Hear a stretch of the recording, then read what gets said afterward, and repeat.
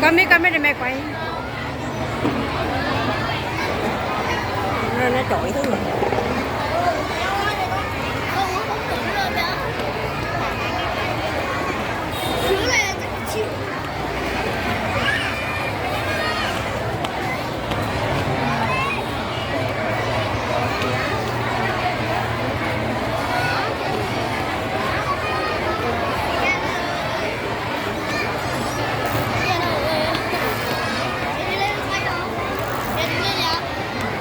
Trội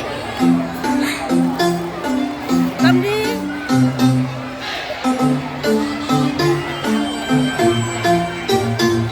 Hôm nay dường như anh đã bỗng đẹp hơn biết bao lần, gió mang tình yêu phất tới bên ta đến đây gần rồi. Muôn hoa cùng hoa sắp cong, bay đào nắng ngũ hồng, cô làm tôi đang xếp áo mà cô phải tay trên chuyến kia kia bao nhiêu người đang nở nức để chung lần biết từng đường. Bên nhà mình năm mấy chiếc hoa cùng không khí ấy sao vui cùng cùng để che cho xe cửa nhà nhân nam mong cho sân lòng khi cứ tấp nập cả thế giới như thấy áo mới mọi người cùng vui xuân khắp nơi. Ai vừa đi xa mất tay về bên mái nhà cô để ở đó chào để chỉ là Tết ở đây mà Tết là Tết một đời này mãi còn